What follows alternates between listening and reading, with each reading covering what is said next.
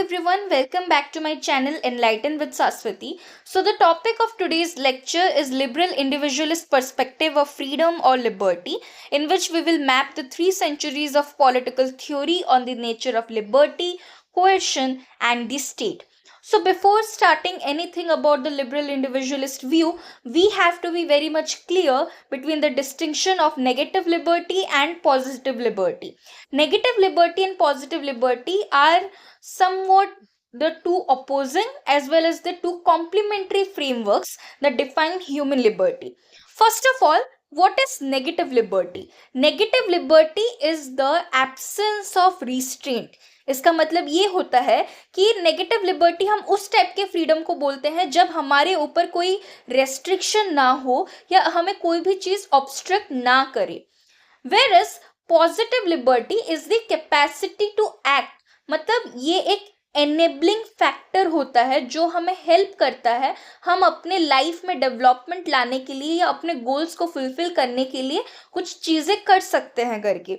तो इसमें the word is not interfere, ये हमारा की वर्ड है. वेरएज इसमें है कि एनेबलिंग, इसीलिए ये पॉजिटिव है. वेरएज ये जो नेगेटिव टर्म मतलब कॉन्सेप्शन है, इसके लिए इसे नेगेटिव लिबर्टी बोलते हैं. So let's read the definition here. Negative liberty freedom means the individual is not subject to coercion by the arbitrary will of another. कोई दूसरा अपने मन मर्जी से हमारे ऊपर कोई भी रेस्ट्रिक्शन नहीं थोप सकता है. We have the right to do anything. We have the freedom to do anything on our own according to our own choices. Because इधर हमारे रैशनैलिटी और रीजन को सबसे ज़्यादा इम्पोर्टेंस दिया गया है. And this is defined fundamentally as freedom from external interference. Freedom from external interference इसीलिए बोला गया है क्योंकि इसमें मतलब हमें कोई चीज से रोका नहीं जाता है. तो कोई चीज से, that is freedom from external interference, इसीलिए नेगेटिव लिबर्टी है. ये हमारा की वर्ड है. उसके साथ साथ positive liberty, freedom to achieve, हमें कोई चीज अचीव करना है तो इधर फ्रीडम टू यूज हो रहा है. सो आई होप ये डिस्टिंक्शन आपके बीच में क्लियर हो. This is the negative liberty, this is the positive liberty. And आपको मेनली याद रखना है कि फ्रीडम फ्रॉम नेगेटिव लिबर्टी को दर्शाता है और फ्रीडम टू पॉजिटिव लिबर्टी को दर्शाता है. हम आते हैं the most important thing which is related to positive liberty and negative liberty, the great Atlantic charter. तो पहले हम जानते हैं कि एटलांटिक चार्टर क्या है. एटलांटिक चार्टर एक चार्टर था या आप उसे एक डॉक्यूमेंट बोल सकते हो जो कि यूएस के प्रेसिडेंट रूजवेल्ट और यूके के प्राइम मिनिस्टर चर्चिल, इन्होंने 1941 में इसे क्रिएट किया था, जिसमें 4 फ्रीडम्स मेंशन थे.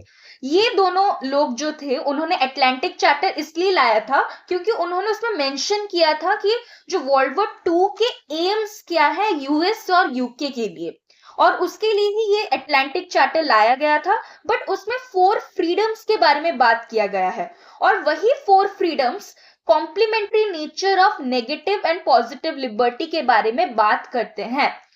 Like they say that negative and positive liberty are the 2 sides of the same coin. तो वो 4 फ्रीडम क्या क्या थे? एक है फ्रीडम ऑफ स्पीच, एक है फ्रीडम ऑफ वर्शिप, एक है फ्रीडम फ्रॉम फियर और चौथा है फ्रीडम फ्रॉम वांट. सो ये जो डिक्लेरेशन ऑफ 4 फ्रीडम था, these were the war AIIMS of world war 2. इसमें फ्रीडम ऑफ स्पीच क्या होता है कि हमें जो बोलना है हम वो बोल सके और हमें कोई रोके ना. फिर फ्रीडम ऑफ वर्शिप, हम किसी भी भगवान को अगर वर्शिप करना चाहें, किसी भी आइडल को अगर हम वर्शिप करना चाहें, देन हमें कोई रोके ना. वैसे ही फ्रीडम फ्रॉम फियर और freedom from want. Freedom from fear क्या होता है कि हमें कोई भी चीज डराए ना, और वो कौन इंश्योर करेगा? वो स्टेट इंश्योर करेगा. वैसे ही हमें अगर कोई भी चीज चाहिए तो उससे हमें स्टेट देगा, that is want. Want say हमें कौन फ्रीडम दिलाएगा? स्टेट हमें फ्रीडम दिलाएगा. सो बेसिकली हियर ये दोनों जो फ्रीडम है, these are negative in nature, और ये दोनों जो फ्रीडम है, these are positive in nature. इधर आपको एक बहुत ही छोटा सा डाउट आ सकता है कि हमने तो पढ़ा था कि नेगेटिव लिबर्टी में हम फ्रीडम फ्रॉम की बात करते हैं और इधर पॉजिटिव लिबर्टी में फ्रीडम फ्रॉम की बात आ गई। बट इधर हम जनरली हम जानते हैं कि फ्रीडम फ्रॉम का मतलब होता है नेगेटिव लिबर्टी और फ्रीडम टू का मतलब होता है पॉजिटिव लिबर्टी। इधर हम जो यूज कर रहे हैं this is from the perspective of the state कि कहाँ स्टेट का इंटरफेरेंस नहीं होगा और कहाँ स्टेट का इंटरफेरेंस होगा। तो इधर हमारे पास जो फ्रीडम ऑफ है लाइक स्पीच हो या वर्शिप हो, इधर हमें कोई रिस्ट्रेंट नहीं देगा और इधर स्टेट को एक नेगेटिव रोल प्ले करना है, that is the role of non interference. State interfere नहीं करेगा। वैसे ही फ्रीडम फ्रॉम जो इधर है उधर किसी को मतलब प्ले में आना पड़ेगा, लाइक एक रोल में आना पड़ेगा जिससे कि वो हमारे इम्पेडिमेंट्स को रिमूव कर सके। एंड वही वाला जो पॉजिटिव रोल है वो कौन प्ले करेगा, that will be played by the state. और उसी रोल को हम वेलफेयर रोल बोल सकते हैं या सिक्योरिटी। स्टेट ही हमारा वेलफेयर भी देखेगा और सिक्योरिटी भी देखेगा। I hope this is clear. And इसी को ये जो हमारा डिफरेंशिएशन है कि इन दोनों को हम बोल रहे हैं नेगेटिव लिबर्टी और इन दोनों को हम बोल रहे हैं पॉजिटिव लिबर्टी, इससे कैटेगराइज किए थे डी रैफिल। डी रैफिल का जो बुक था problems of political philosophy which is a very important book published in the year 1976, उसमें डी रैफिल ने इन दोनों को डिफाइन किया था these two types of freedoms और इन्हें कैटेगराइज भी किया था। और ये भी उन्होंने बोला था कि these two freedoms are complementary and not oppose to each other. फिर हम आते हैं industrial capitalism forces a redefinition of liberty. इसमें हमें आने के लिए थोड़ा इसका बैकग्राउंड समझना पड़ेगा। इधर हम बेसिकली बात कर रहे हैं एवोल्यूशन के बारे में कि लिबर्टी का एवोल्यूशन कैसे हुआ, नेगेटिव लिबर्टी से पॉजिटिव लिबर्टी की तरफ लिबर्टी कैसे पहुंचा। उसके लिए हम पहले बात करते हैं कि नेगेटिव लिबर्टी एक्चुअली में होता क्या है। नेगेटिव लिबर्टी में हम जनरली बात करते हैं इंडिविजुअल के बारे में। इंडिविजुअल को प्राइमेसी दिया जाता है, इंडिविजुअल चॉइस को प्राइमेसी दिया जाता है। उसके साथ साथ फ्रीडम ऑफ कॉन्ट्रैक्ट, इन सब चीजों के ऊपर भी फोकस किया जाता है। इसका मतलब यही है कि पहले के जो liberal can say the early liberals जो थे उनके हिसाब से ऐसा था कि स्टेट का कोई भी रोल होना नहीं चाहिए, स्टेट बस हमारे सिक्योरिटी के लिए होना चाहिए, that is the bare minimum the state should do. And state को कुछ भी नहीं करना चाहिए, स्टेट को अपना पर्सपेक्टिव भी हमारे ऊपर थोपना नहीं चाहिए, state should not impose any conception of good upon us. And that is exactly known as the laissez faire individualism. Laissez faire का मतलब एक्चुअली में होता क्या है, लेसेस फेयर का मतलब होता है कि लोगों को अकेले छोड़ो, individual know their own good. Individuals को पता है कि उनके लिए क्या सही है और क्या गलत है और वो अपने लिए सब कुछ सही तरीके से देख सकते हैं, स्टेट को कोई भी इंटरफेयर करने की जरूरत नहीं है। तो लेसेस फेयर इंडिविजुअलिज्म में इंडिविजुअल्स के रीजन के ऊपर सबसे ज्यादा फोकस किया गया है। और उसके साथ साथ लेसेस फेयर इंडिविजुअलिज्म एक ऐसा टाइप का इंडिविजुअलिज्म है जिसमें कि एटोमाइज्ड एलियनेटेड इंडिविजुअल्स को मिलाया गया है। मतलब उसमें बोला गया है कि इंडिविजुअल्स जो होते हैं एक पूरे सोसाइटी में एटोमाइज्ड होके रहते हैं, उनके बीच में कोई इंटरेक्शन नहीं होता है, तो वो सब कुछ अपना अपना देख सकते हैं, उनके ऊपर स्टेट को कोई भी इंटरफेयर करने की जरूरत नहीं है। तो स्टेट का रोल नेगेटिव होना चाहिए और उन्हें इंटरफेयर नहीं करना चाहिए। वो स्टेट को कैसा मानते थे, वो स्टेट को अ नेसेसरी एविल मानते थे। इसका मतलब क्या होता है, स्टेट को नेसेसरी एविल थॉमस पेन के द्वारा बोला गया था। तो नेसेसरी एविल जो मैंने बोला, necessary evil was a term given by Thomas Paine. Necessary evil का मतलब होता है कि स्टेट तो एविल है, स्टेट को कोई भी इंटरफेयर नहीं करना चाहिए किसी भी चीज में, but state is necessary. State necessary क्यों है? क्योंकि हमारे सिक्योरिटी के लिए नेसेसरी है, हमारे प्रॉपर्टी के सिक्योरिटी के लिए नेसेसरी है, लेकिन वो एक नेगेटिव चीज है, तो उसे नेसेसरी भी बोला गया है प्लस उसे एविल भी बोला गया है। बट उसके बाद क्या हुआ? उसके बाद नेगेटिव लिबर्टी एक्चुअली प्रमोट करता है कैपिटलिस्ट सिस्टम को। यूरोप में जो भी कैपिटलिस्ट सिस्टम था वो उससे मतलब प्रमोट करता था। तो तभी क्या हुआ? इंडस्ट्रियलिज्म आया, इंडस्ट्रियल रेवोल्यूशंस आए, जिससे क्या हुआ? फ्री कंपटीशन तो था, फ्री कंपटीशन जिसमें कि मार्केट का सब रूल्स एंड रेगुलेशंस चलता था, बट उसका सबसे नेगेटिव इम्पैक्ट ये था, there were many appealing disparities of wealth and power.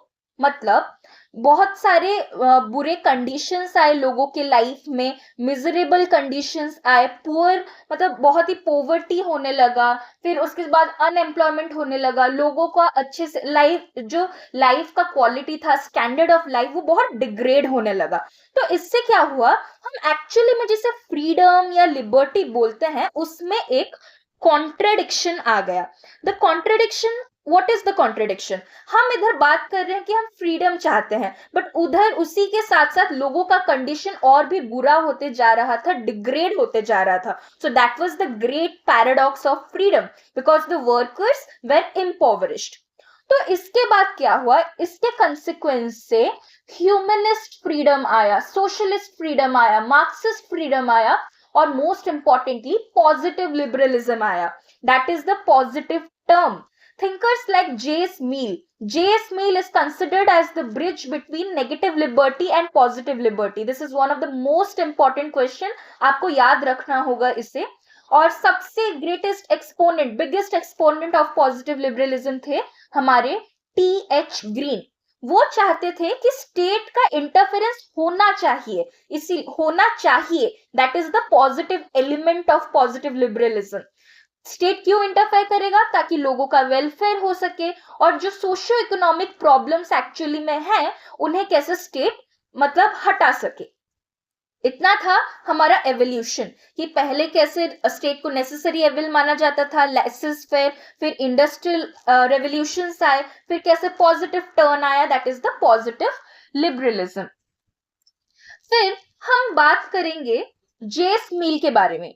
जेस मिल जो थे उन्होंने पॉजिटिव लिबर्टी का कॉन्सेप्ट लाया था, जिसके वजह से मतलब like he was responsible for the transition between negative liberty to positive liberty. वो पहले पहले सपोर्ट करते थे लेसेस फेयर को इनिशियली, बट बाद में उन्होंने वर्किंग क्लास का कंडीशन देखा।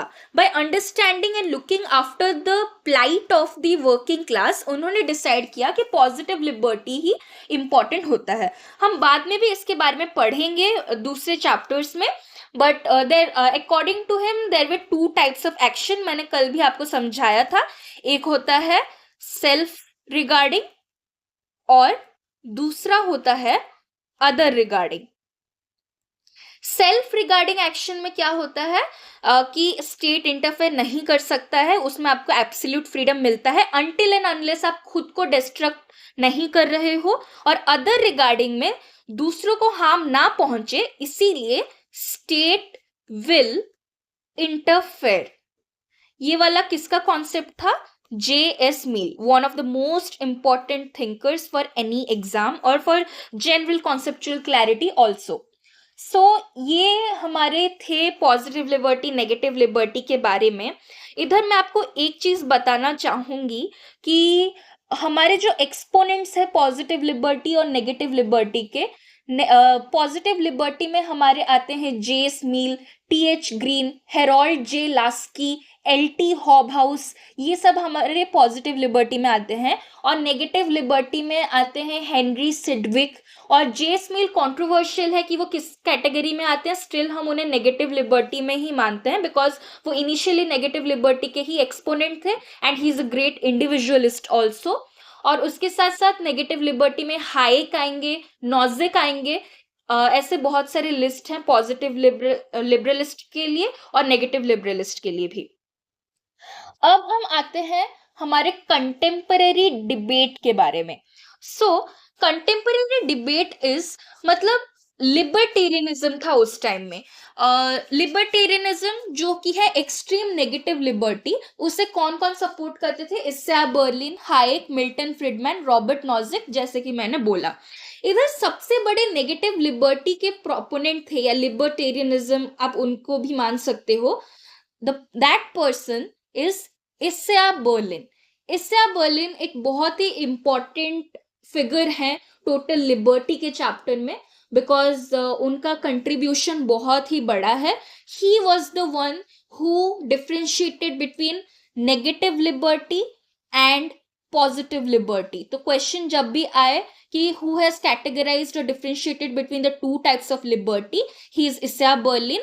His book name is Two Concepts of Liberty, one of the most important book. तो उनके हिसाब से नेगेटिव लिबर्टी क्या था? उनके हिसाब से नेगेटिव लिबर्टी ये था कि not being prevented from attaining his goal by other human beings. मतलब आपको आपके गोल से दूर कोई नहीं कर सकता। आपको अगर आपका गोल पाना है, कोई उसमें रेस्ट्रिक्शन नहीं डाल सकता। Not prevented from choosing your own course of action. आपको जो भी करना है आप वो कर सकते हो। वेरस उनके हिसाब से पॉजिटिव लिबर्टी क्या था? पॉजिटिव लिबर्टी उनके हिसाब से ये था कि मतलब आप खुद को अपना मास्टर सोचो, आप खुद सेल्फ मास्टरी पे ध्यान देना है आपको। That was the positive liberty according to Isaiah Berlin. It belongs to individuals own will and capacity which is beyond the scope of state. मतलब आपको खुद का सेल्फ मास्टरी करना है, बेसिकली यही चीज है। बट इस्साया बर्लिन के इस कैटेगराइजेशन को हम दो पर्सपेक्टिव से देख सकते हैं। This is the most important one. अगर आपको अच्छा कॉन्सेप्चुअल क्लैरिटी चाहिए, प्लीज फोकस ऑन दिस। एक है मोरल पर्सपेक्टिव और दूसरा है मटेरियल पर्सपेक्टिव। मोरल पर्सपेक्टिव से हम अगर देखें तो इस्साया बर्लिन का ये जो टोटल कॉन्सेप्चुअलाइजेशन था, that is very much illuminating. Because वो क्या बोलते थे कि पॉजिटिव लिबर्टी का मतलब ये नहीं होता है कि आपको अकेला छोड़ देना, बट उसका मतलब ये होता है कि self mastery. Positive liberty does not interpret freedom as simply being left alone, but as self mastery. तो वो क्या बोलते थे कि एक ह्यूमन बीइंग में एक हायर सेल्फ होता है और एक लोअर सेल्फ होता है। जो हायर सेल्फ होता है that is the source of rationality and reason, उसके साथ साथ लॉन्ग टर्म एंड्स के बारे में वो सोचता है। और जो लोअर सेल्फ होता है that thinks about the irrational desires और appetites. Higher self rationality and reason के बारे में सोचता है। हायर सेल्फ को लोअर सेल्फ के कमांड में होना चाहिए। मतलब हायर सेल्फ को लोअर सेल्फ को कमांड करना चाहिए और लोअर सेल्फ को हायर सेल्फ को ओबे करना चाहिए। और इसमें स्टेट अथॉरिटी कभी कभी इंटरफेयर कर लेता है, जिसको कि वो बोले हैं कि जो कोएर्शन है वो डिस्गाइज्ड एज लिबरेशन है। इसका मतलब ये है कि स्टेट कोर्स करता है in the mask of liberation. वो बोलता है कि हम आपको लिबरेट कर रहे हैं, बट उसमें कोर्शन भी हो सकता है। इसीलिए वो पॉजिटिव लिबरलिज्म को एक स्लिपरी स्लोप बुलाते हैं कि अगर वो थोड़ा सा एक्सट्रीम हो गया देन स्टेट आपके ऊपर कोएर्शन करेगा, जिससे कि आपका जो लिबरलिज्म होगा या तो लिबर्टी होगा आपका, वो हार्म हो जाएगा। ये था हमारे इस्साया बर्लिन का मोरल पर्सपेक्टिव। हम अभी जाते हैं उनके मटेरियल पर्सपेक्टिव के ऊपर। मटेरियल पर्सपेक्टिव क्या है? बर्लिन दो टाइप के डिसेबिलिटीज के बीच में कंफ्यूज हो गए थे। आपको अगर बोला जाएगा कि आप एक जनरली एक ह्यूमन बीइंग जो होता है वो एक ईगल की तरह उड़ नहीं सकता है, या एक व्हेल फिश की तरह वो स्विम नहीं कर सकता है। और एक कंडीशन दिया जाता है कि अगर एक इंसान बहुत ही ज्यादा गरीब है तो वो अपना खाना अफोर्ड नहीं कर सकता, वो एक ब्रेड का टुकड़ा भी अफोर्ड नहीं कर सकता। हमने जो फर्स्ट सिचुएशन देखा जिसमें हम फ्लाई और स्विम के बारे में बात कर रहे हैं, और सेकेंड सिचुएशन देखा हमने पोवर्टी के बारे में। फर्स्ट वाला जो सिचुएशन है दैट इज अनअल्टरेबल, बट सेकंड वाला सिचुएशन जो है that is alterable, because first वाला एक नेचुरल चीज है, but second, poverty is a socio-economic condition created by the humans only. So the point here is Berlin ये जो दो मतलब टाइप के सिचुएशन थे वो उसमें बहुत ही कंफ्यूज हो गए थे. उन्होंने ठीक से एक सोल्यूशन नहीं दिया कि जब अनअल्टरेबल सिचुएशंस हो, नेचुरल लिमिटेशंस हो, उससे तो हम चेंज नहीं कर सकते, बट हम सोशल इनइक्वलिटीज को तो चैलेंज कर सकते हैं. But according to Berlin, social inequalities can not be question from the point of view of liberty. तो इधर उनको बहुत ही ज्यादा क्रिटिसिज्म फेस करना पड़ा.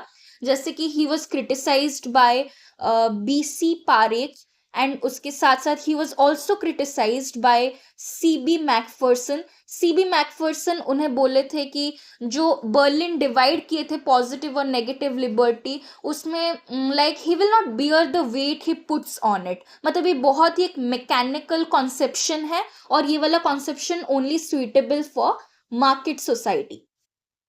तो आपको इसमें से लग रहा होगा कि इससे आप बर्लिन जो इधर हायर सेल्फ के बारे में बात कर रहे हैं और लोअर सेल्फ के बारे में बात कर रहे हैं, पॉजिटिव लिबर्टी का मतलब वो सेल्फ मास्टरी बोल रहे हैं, कैसे हम रैशनलिटी डेवलप करेंगे, अपने लाइफ में डेवलपमेंट लाएंगे. तो ये आपको थोड़ा लग रहा होगा कि that is inclining Berlin towards positive conception of liberty. But no, this conception is wrong, क्योंकि ये बस उनका एक कंट्रीब्यूशन था to the liberal individualist theory, and he was not a proponent of positive liberty. He always supported and posited that negative liberty is more better than positive liberty, as he considered positive liberty as a slippery slope.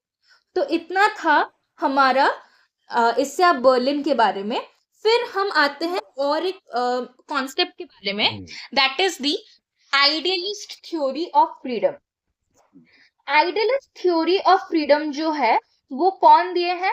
Idealist theory of freedom is given by GWF Hegel. GWF Hegel जो अपने idealist theory of freedom दिए हैं, उसका मतलब ये होता है कि उसमें स्टेट को एम्बॉडीमेंट ऑफ रीजन माना जाता है. मतलब स्टेट ही एक है जिसके पास सबसे ज्यादा रीजन है, और इंडिविजुअल का फ्रीडम तभी होगा जब इंडिविजुअल एक आइडियल स्टेट के बातों को मानेगा. आपके लिए सबसे इंपॉर्टेंट इधर यही है, ये एक छोटा सा कॉन्सेप्ट है कि आइडियलिस्ट थ्योरी ऑफ फ्रीडम किसने दिया है. तो आंसर होगा GWF हेगल. मैंने उसका मतलब भी समझा दिया. इधर स्टेट को हाईएस्ट एम्बॉडीमेंट ऑफ रीजन माना जाता है, एंड माना जाता है कि इंडिविजुअल का फ्रीडम तभी एक्सरसाइज हो सकता है जब वो स्टेट के बातों को मानेगा, because state is the ideal one. तो हमने अभी तक जितना भी पढ़ा, हमने ये देखा कि based on the role of the state under different situations, negative liberty वो होगा जब स्टेट इंटरफेयर नहीं करेगा, and state will allow a person to pursue his own happiness so long as it does not obstruct others. और positive liberty when state extends the opportunity ताकि एक individual अपने happiness को परस्यू कर सके और उसे कोई भी सोशियो इकोनॉमिक कंडीशंस ऑब्स्ट्रक्ट ना करे. तो इधर हम और एक बात जान सकते हैं कि एक थिंकर थे, दो थिंकर थे, SI Benn and RS Peters. SI Benn and RS Peters, ये दोनों थिंकर्स का एक बुक है social principles and the democratic state 1975.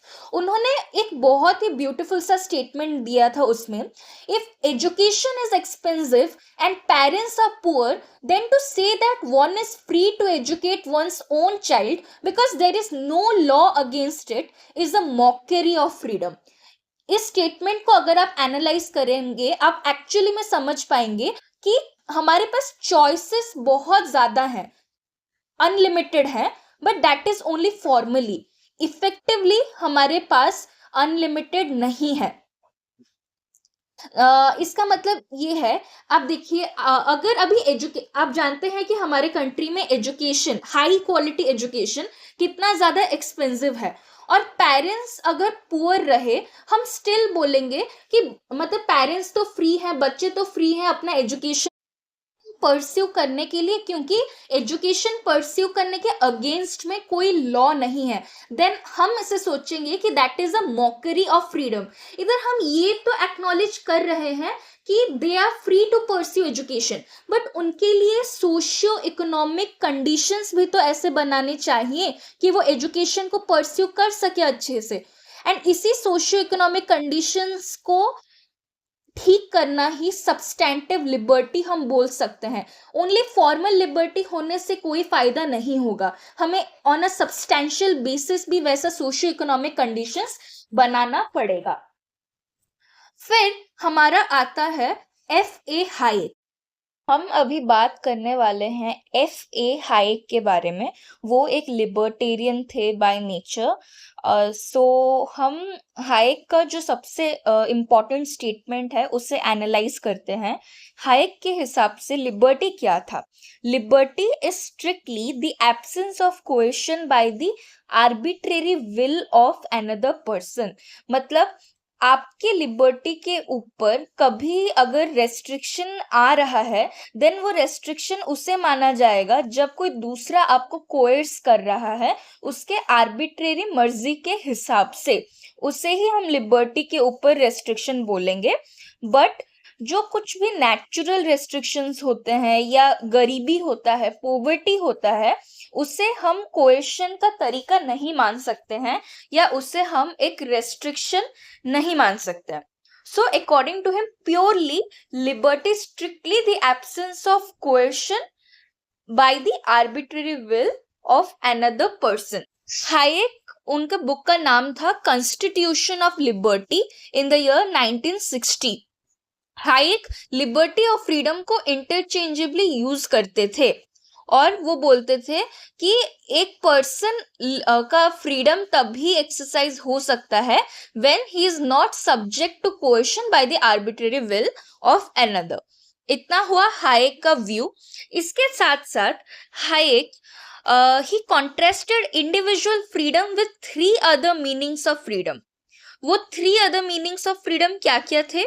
एक है पॉलिटिकल फ्रीडम, दूसरा है इनर फ्रीडम और तीसरा है फ्रीडम एज पावर। तो इधर इन तीनों का मीनिंग क्या है? इन तीनों का मीनिंग ये है, पहला है पॉलिटिकल फ्रीडम। पॉलिटिकल फ्रीडम क्या होता है कि आप कौन से टाइप का गवर्नमेंट चाहते हो, तो योर चॉइस ऑफ गवर्नमेंट, उसके साथ साथ कैसे एडमिनिस्ट्रेशन होगा उसको कंट्रोल करना, ये सब चीजें आती हैं पॉलिटिकल फ्रीडम में। बट इधर वो बोलते हैं कि कभी कभी ऐसा भी हो सकता है कि एक कंट्री होगा जहां डेमोक्रेसी नहीं होगा, स्टिल वो लोगों को ज्यादा फ्रीडम दे in comparison to a country जहां डेमोक्रेटिक ऑर्डर हो।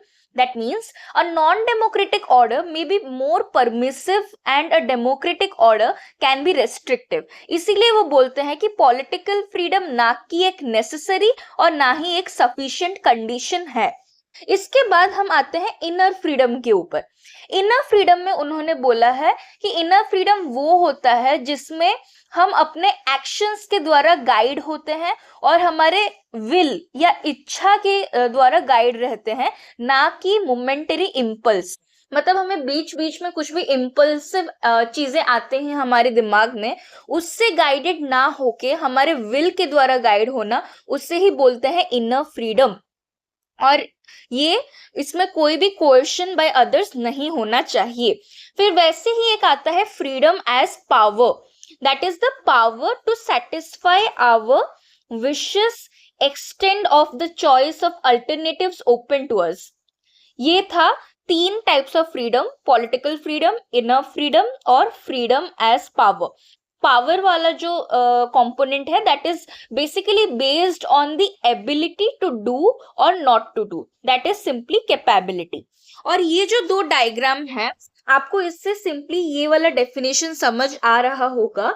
इसमें यही चीज है कि हम एक पर्सन के ऊपर कोएशन हो रहा है हम कब बोलेंगे? जब एक स्पेसिफिक ह्यूमन एजेंट एक्टिवली उसके एक्शन को प्रिवेंट करता है, मतलब कोई दूसरा इंसान आपके एक्शन को प्रिवेंट कर रहा है, जैसे कि ये जो पुलिस वाला है इधर, ये इसे प्रिवेंट कर रहा है आगे बढ़ने से, या उससे किसी चीज से रोक रहा है. That's why this is known as the coercion by the will of other.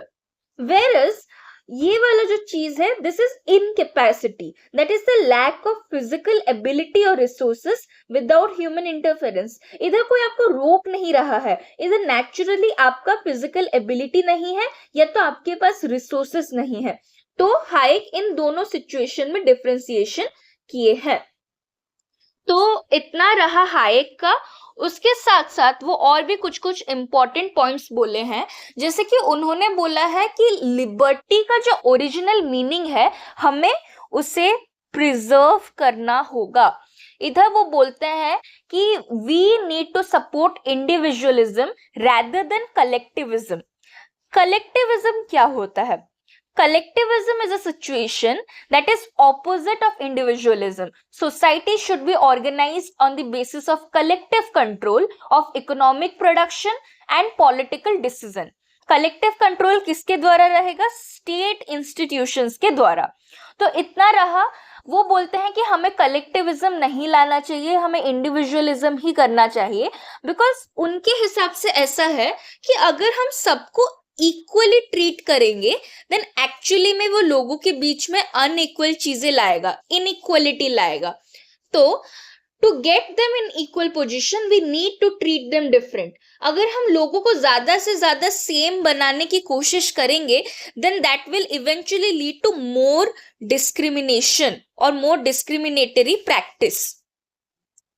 इसीलिए वो एक बहुत ही अच्छा स्टेटमेंट देते हैं कि it is better that some should be free than none, and better that many should have freedom than that all should have a limited freedom. इसका मतलब यही है कि किसी के पास फ्रीडम नहीं होने से अच्छा है कि कुछ लोग फ्री रहें, ताकि हमें सबको देना ना पड़े. कंपैटिबिलिटी तो कभी भी नहीं होगा. इसलिए अगर कुछ लोगों के पास भी कुछ फ्रीडम है then it is better than कि किसी के पास कोई भी फ्रीडम ना हो. और उसी के साथ साथ अगर बहुत सारे लोगों के पास फुल फ्रीडम है दैट इज मोर बेटर कि कुछ लोगों के पास लिमिटेड फ्रीडम रहे. तो वो बेसिकली यही बोलना चाहते हैं कि जो फ्रीडम का केक है उसे हमें लोगों के कंट्रीब्यूशन के हिसाब से उन्हें देना चाहिए, ना कि डिस्ट्रीब्यूटिव जस्टिस के द्वारा. तो ये था हमारे हाइक का conception of freedom and liberty. इधर और एक चीज है कि उन्हीं के चीज को मतलब रिप्रेजेंट करने के लिए ये वाला बात है कि लोगों के अंदर बहुत सारे डाइवर्स इंडिविजुअल टैलेंट्स होते हैं. कोई स्किल्स में डिफरेंट होता है, कोई एम्बिशन में डिफरेंट होता है, कोई एट्रीब्यूट्स और कैरेक्टरिस्टिक्स में डिफरेंट होता है.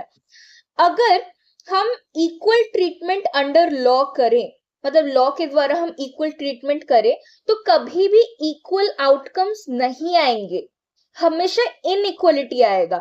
State intervention destroys liberty by artificially forcing equality upon inherently unequal people. अगर हम unequal लोगों के ऊपर artificially force करेंगे कि उन्हें equal करने का, then किसी ना किसी इंसान का तो liberty hamper होगा.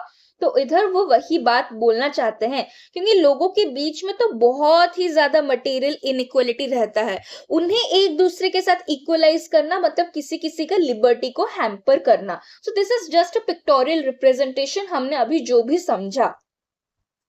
फिर हमारे आते हैं दो अलग thinkers, Milton Friedman and Robert Nozick.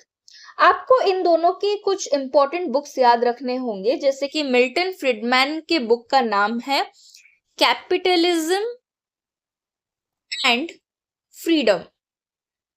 वैसे ही रॉबर्ट नॉजिक की बुक का नाम है एनार्की, स्टेट एंड यूटोपिया. ये दोनों बुक बहुत ही इंपॉर्टेंट है इन दोनों के थिंकर्स के.